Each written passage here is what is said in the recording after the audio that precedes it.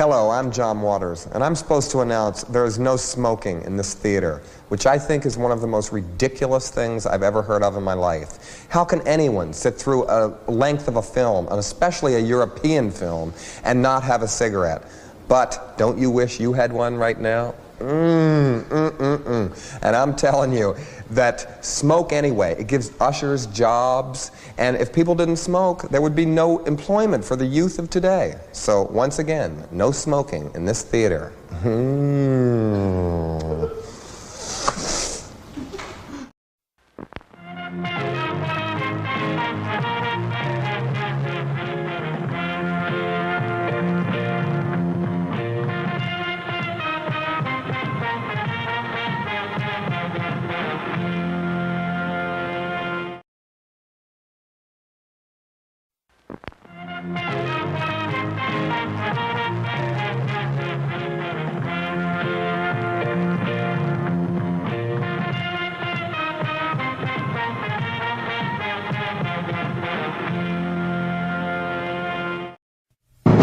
The Jeff Meach Network's Multiverse of Media. For over 15 years, the recognized symbol of excellence and the standard bearer in coverage of sports and entertainment. What is up, everybody? Happy Raw After Mania Monday. It is April 8th, 2024. 4 days into my son's 17th year, because he turned 16 on Thursday. So congratulations to the kiddo. He's sitting here with me. We have a studio audience today. But he's working on his music, so he's not really here. Happy Monday again, everybody. Welcome to Meach's Musings. This is the Jeff Meach Network Multiverse of Media. We are an hour away from Raw After Mania. Of course, it's the biggest Monday Night Raw of the calendar year. That'll be coming up at the top of the next hour on these same YouTube channels you're watching me right now. The socials, of course, will not be part of that because we do our watch-alongs on YouTube only. So hope everybody is ready for the long haul today. The first hour of Raw commercial-free, as confirmed by General Manager Adam Pierce earlier today across social media. And speaking of comments, we have Josh Mansfield here today. I'm still on Cloud 9 and have absolutely zero idea what to expect for tonight's Raw, especially with it being commercial free. Also, watching the video WWE posted of the Roman to Twitter. Excuse me. Let me try that one again with my brain first, then my tongue. Also, watching the video WWE posted to Twitter of the Roman side plates coming off the title for the first time in 4 years was an absolute sight to behold. Brando says ROP Roman side plates. Matthew, what do you want to muse about? Exactly. JJ is here. He made it in time for the start of the show. Happy to see it. Brando says Cody Rhodes side plates look awesome. I've not seen those yet. I'm going to wait until I get home, unless Dylan wants to try to Google search them and find how the Cody side plates look, so I can get a look at them before I. You don't want to do that? Okay, we're not going to do that apparently. Dylan's doing his own thing, but that's fine. So I will take a look at them when we get off the air here today on Meach's Musings. King Mike, I'm still lost for words about last night. Nick B says I'm expecting Drew to be an absolute savage. Absolutely. But you know what? He only has himself to blame, if we're being 100% honest. He took his eye off the ball. He did exactly what he was warning Seth Rollins not to do throughout the course of this, and he made that decision anyway. So he has made the bed that he is now laying in, and I saw this earlier. I actually just saw this on Instagram before I came live with you guys. WWE also posted the Heyman and Roman hug at the end of the show. That hug was delivered as Cody's making his entrance. There was a beautiful moment. Roman and Cody were, you know what? It had to be the end of the show because Roman was in the ring. No, Roman came out second, so that couldn't have been. So yeah, it was the end of the show. I apologize, Matthew. WWE also posted the Heyman Roman hug at the end of the show. There was a moment Roman and Heyman were outside the ring, the big Cody moment, and Heyman's just kind of taking Roman in. You gotta believe he's telling him, this was your 4 years, you did this, this was you, and it was amazing. I said it last night during our wrap-up. I said it on social media. I said it during JJ's gratitude stream earlier. the multiverse of media doesn't exist without WWE. Let's just get that out of the way. Without Vince McMahon, 40 years ago, for more than 40 now, taking over the reins from his father and his partners, WWE doesn't exist today. Without WWE, we don't exist here on the multiverse of media. But WWE does not get through the last 2.5 years without get the first 2 years of pandemic without Roman Reigns, and does not get through to today without the Roman Empire. That's just the way it is.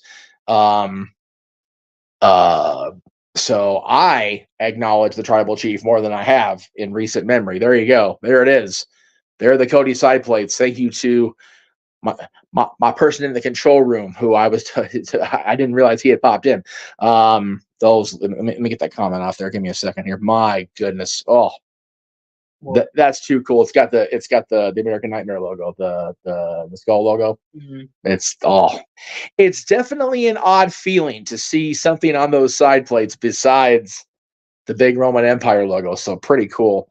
Josh says also, if you haven't seen Awesome Truth on the Pat McAfee show earlier today, I highly recommend it, especially with all the love Miz got and Miz's explanation of Taker being there over. Okay, so we find out why there was no Stone Cold Steve Austin. So that's pretty cool. I'll have to definitely watch the Pat McAfee show. I tend to watch that when I can with Pat. It's always a crapshoot getting to watch the Pat McAfee show for me, because I'm always doing something. But yes, top of the hour, like I said, Raw after Mania, which is our, it's the biggest Raw of the year. Pretty cool. Very cool. And of course, we talked about this quite a bit this morning. We talked about this quite a bit. I don't know why I have two of these, but one of them's going to go. So, piss. Get out of here. Okay. Anyway, so we did talk about it last night as far as numbers. We were talking about it a lot this morning with JJ, but I do have the graphic finally prepared that I was supposed to have for JJ earlier, so forgive me. This is just the numbers on the watch-alongs, folks. I was telling Dylan about this before we went on the air. Let me go ahead and take this banner down so you can see exactly what we're talking about here in full. Again, NXT Stand Deliver not having the numbers I was hoping because of my inability to wake up at proper time on Saturday because of being so exhausted Friday night and having help getting to sleep. But yeah, I mean, there it is. Bloodsport 774 across the multiverse, Super Card of Honor 700, Hall of Fame and WrestleMania both amazingly having 2,254 views as of right now. The Slammers with 432 and WrestleMania Night 2 already at 1,500. So when you think about it, on my channel alone, the Hall of Fame and Night 1, WrestleMania Saturday are both in my top 10 already. I need to go back and check the updated WrestleMania Night 2 and see where that is. But I do see the comment, JJ. I'm actually going to check those numbers again when I get off the air and make sure those are still valid, because those are the numbers I gave you this morning. It could have changed in the last 4 hours. I don't know. I was just trying to it was a last minute decision to not be at home doing the show. I there was so much to do, and I'm still not done here. And to be honest, my legs are absolutely killing me. I slept like an angel last night, but I've been kind of dozing here today because of all the exhaustion we've been losing. It was as far as let me see here.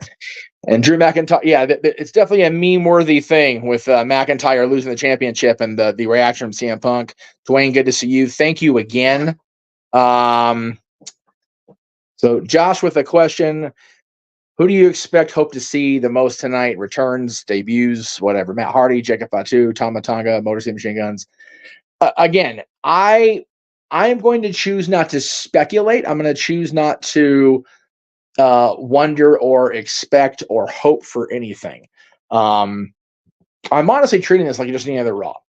And I know that people are expecting a lot more. It's going to be commercial free, as was mentioned. But I really want to it's just Monday Night Raw, because I got so hyped last year after being at WrestleMania, after attending both days, after relaying the information to the kiddo when I got home about how awesome WrestleMania was, and Raw was just kind of there last year, right? So if I go in with no expectations, I'll be pleasantly surprised no matter what. So that is the goal for tonight's Raw. But I will say again, thank you to everybody who tuned in over the last week. We had, I don't know if Dylan heard me say this yet, so I'll go ahead and tell him now. Between what was going on live in the moment of last week's Talk Wrestling, last episode, and up to today, so 7 days, that show across all the platforms, including social media, has got over 1,000 views on its own. In the moment, we had 900 people at one point. During the show last week, we had over 900 people watching me live as it happened. That's never happened for me before on any show, on any level. So that I am so appreciative. So Josh, I need you to not about Vince. Seriously. It's done. He's gone. We all need to let him be gone. Even if you're redacted, it's like, it's the same. We know who you're talking about, dude. If you can't keep the negative comments out, please don't come in here. And yeah, I am directing to you this time because I'm just so sick and tired of somebody bringing up the negativity. It's really fucking annoying, if I'm being honest. I love you, Mansfield. I do. And I love everybody that comes in here and supports me and super chats when they do and all the things. But we're trying to keep the negativity out of here. And that doesn't help. Chris says, I hope you enjoy the Raw after Mania tonight. And can you see Drew McIntyre winning the World Championship? Yeah, absolutely. I think that's the end game. I think Drew losing the championship immediately after winning it is the end game is Scotland and Clash at the Castle. And again, let me just say really quickly, Josh, I apologize for yelling and snapping off at you, but I am trying so very hard to adopt this philosophy of we're in a new era. It's a new WWE. I'm trying very hard to make it the same thing here. I have Noah back as a regular viewer. I have James saying he's going to watch more WWE. My dad is watching on the regular. JJ's dad is a regular viewer again. He's a full-time fan again. We all need to move forward. Thank you. I appreciate that. With Drew, being cashed in on fuels the fire, fuels the psychosis, gets him to want to take out CM Punk, to remove all distractions like he should have over this weekend. And once he and Punk settle their business, he can refocus back on Damian Priest and the World Heavyweight Championship. Clash of the Castle is in June. That's 2 months. If you watch the Slammies with us, or if you watch the Slammies at all on Sunday, Punk had the brace off. And I can't move my arm. It's so my shoulder's still screwed up from celebrating with Cody, about Cody, I should say. But Punk had his Slammies up over his head with seemingly not a whole lot of options. And I'm nice on the number of viewers right now. So just gonna throw that out there. It's always fun. That was for our buddy Kate over at Fightful. And then he used the brace as a weapon last night on McIntyre. McIntyre just would not let it be. He had the championship. He had his moment. He won the title in front of people. And then he just wouldn't walk away. And he had to get in Punk's face. And he brought it on himself. So if Punk is as ready to go as he looked like he was last night, I definitely foresee Punk and Drew being the feud, the storyline, whatever, going into Backlash France. And then in May, of course, we've got King and Queen of the Ring in Saudi Arabia, which we may see some of that there. If Punk is not ready now or ready for Backlash, maybe we'll get the two of them at King and Queen of the Ring, because they did announce over the weekend. Let me see if I can get that up. Where did it go? I know I have my producer man in here. I don't know if he's still here or not, but I'll go ahead and do that there. There it is. There we go. Again, we're gonna have King and Queen of the Ring on the 25th of May. So maybe we'll see Drew and Punk going into that show. And let's see. Dwayne said, I thought for a second he went back to babyface, made it to yeah, exactly. Looked like he was gonna be all right, and then he went after Punk, and him having to be helped to the back by Kevin when he was further up the ramp. Or was that? Oh, yeah, I was looking for that. Here, you put that. Yeah, thank you. Thank you. Appreciate that. I'll bring it with me tonight. Boy coming through in the clutch. You love to see it. And I was touched by Seth's reaction. Yeah, that was really, it was a cool moment. Seth Rollins had a very, very emotional night last night. He lost the title, but definitely seemed to show the respect to Drew McIntyre. And of course, he came out and did indeed prove to be Cody's Shield. You notice both champions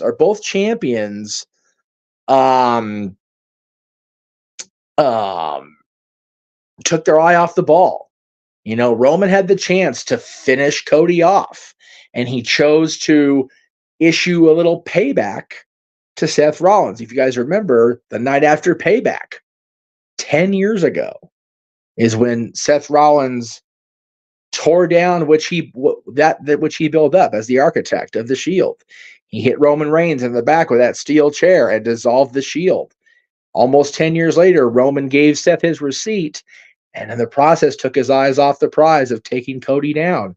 And now you saw those side plates. Cody Rhodes is the WWE champion. So Matthews, I'd love to see Queen Tiffy and King Knight. I'm here for that. I'm here for the tournaments being back, period. I have always loved King of the Ring. I thought it was a great pay-per-view back in the day. It's going to be a great premium live event, even if it is over in Saudi Arabia, and we don't get to have the American audiences get to experience it live. Undertaker coming out was great. I know there was a lot of idiotic chatter. It didn't make no sense. It made plenty of friggin' sense. Undertaker was initially thought to be driven away at the hands of a Roman Reigns defeat, and there's no love lost between the Undertaker and the WWE management or the bloodline or, the board. So it made all the sense in the world. And any dipshit with half a brain that isn't so, whatever would see that. Right. So, that's just my personal opinion. What do I know? Josh says Seth sacrificed himself and is back to the chair of Roman 10 years after he did the same. Was the only, yeah. I mean, it totally worked to perfection. Dwayne says, now I'm waiting for the Winged Eagle. Man, I'm telling you, I got my Winged Eagle right here. I may bring it home with me today just in case we get a return of the Winged Eagle and I can celebrate properly, man. I have missed that title so much. He did say on Pat McAfee he's trying his best to get it back. But again, the corporate synergy with the logo belt is still a thing. Now let's hope it's a one-night tournament with a future title shot for the King. I agree. I think the winners of King and Queen of the Ring should get a title shot like they did with the 2002 SummerSlam for Brock Lesnar. Are they? You know what? I am still a Cody crybaby because I have been on the verge of tears all night and today. So yeah, I'm 100% okay with being a Cody crybaby. Undertaker's been feuding with the Bloodline family for 40 years, plus the two people to beat him at Mania were Lesnar with Paul Heyman and Reigns. Yeah, exactly. And let's not forget, folks, Undertaker owes the wise man everything. And at the end of the day, without Paul Heyman, Paulie Dangerously, calling Bruce Pritchard, who we saw, which was so cool to see Bruce Pritchard, by the way, on screen at WrestleMania. Without Paul Heyman calling WWE and saying, hey, you know what? They got this guy over here in WCW. They're not doing a damn thing with it, man. They're going to ruin his love for the business. We have no Undertaker. And, again, another locker room leader passing the torch. The Rock calls himself the final boss. When it comes to Mania, Undertaker, that's a damn fact, brother. That is a damn fact. So that's pretty cool. Again, I had a zero issue with anything in the process of last night's show. I felt seeing the bloodline get involved was to be expected. I figured we would see John Cena. And again, John coming out makes sense. He owed Solo a receipt. So let's see here. The only thing who worried about fans turning on Cody is the IWC, because the casual fans cheered for Cena, who isn't to say a fan. Yeah, you have to reword that a little bit. Two things I never thought I would say, but I'm going to say them now. Thank you, Nick Khan. Thank you, Rich Richard. Yeah, I mean, again, Bruce was very close with Dusty. So him being out there made sense for me. Of course, Triple H was also very close with Dusty. So and when you think about the fact that Dustin was in the skybox, there's a picture circulating out there that JJ showed this morning on his stream of the Rhodes family and their circle of people backstage with Cody, with Michelle, with the title. It's about as fairy tale an ending as you're going to get to a story. So I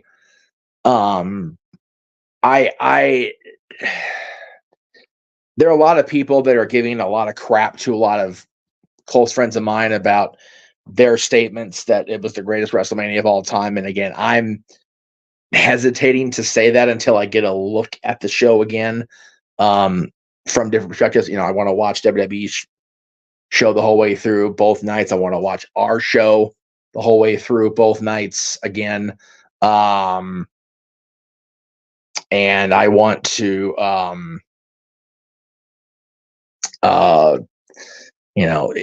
dude, this industry is subjective, man. Everybody's entitled to an opinion.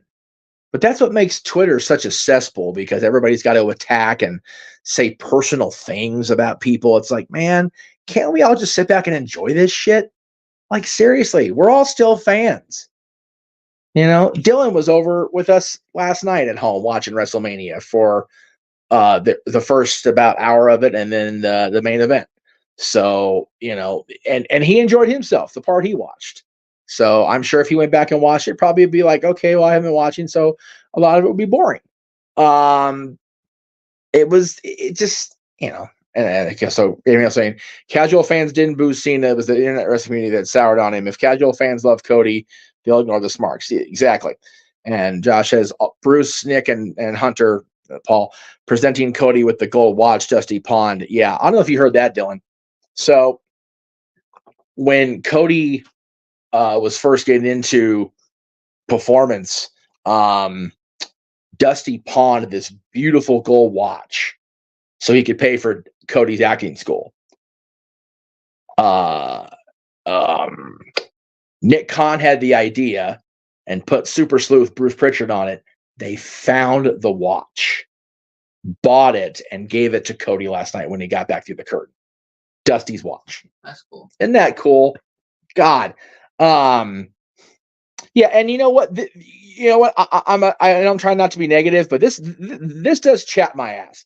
The Twitterverse has been attacking Samantha Urban for her getting broken up over her announcing Cody as the winner. It makes me sick. She had a right to get emotional. She's a professional and a fan. I agree.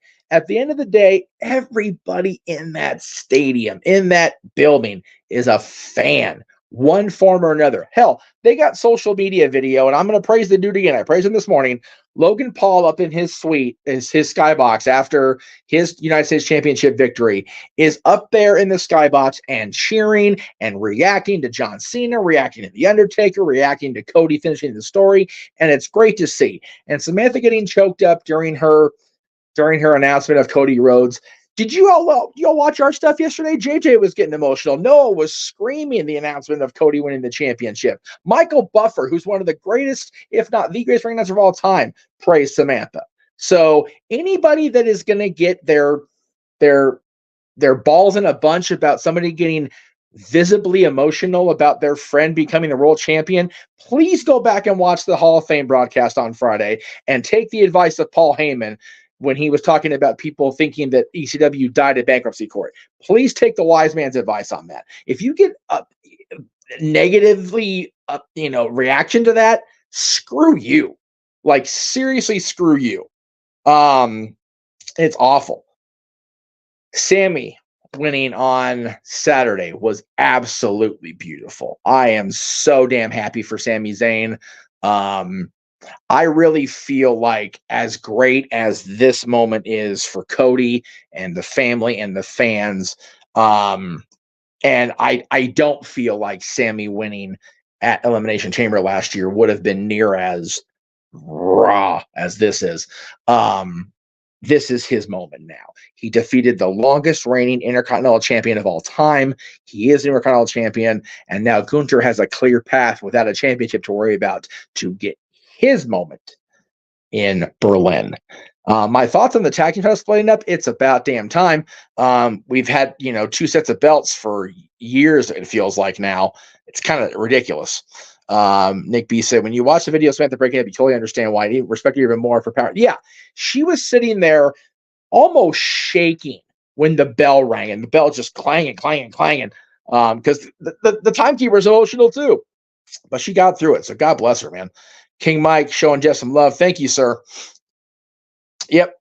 Or, yeah, the people that are reacting like towards Samantha, or the people that are, firing back at people for their subjective opinion. JJ's been saying it all week. Get the F out of the fandom. Like, for real. It's disgusting. Bailey getting her moment with the fans saying, hey, Bailey, as she and EO killed it with one of the best. Yeah, it was also the fact that, like Michael Cole, Samantha doesn't want to know the results ahead of time, so it keeps her reaction announcement of the winner completely. Yeah, we have heard over the years that JR would do the same thing. As long as, if he wasn't involved in the creative of the match, he didn't want to know. Michael Cole's the same way. Samantha's the same way. Truth and Miz winning the tag titles, and the match was great. Truth has been an MVP all weekend, and as long as I've known the man, he's been an MVP. I love Ron Killings. Protect him at all costs. He is a global treasure, and keep Nick Cage away from that man. He's scary. All right, I'm going to wrap this up because we're at the bottom of the hour.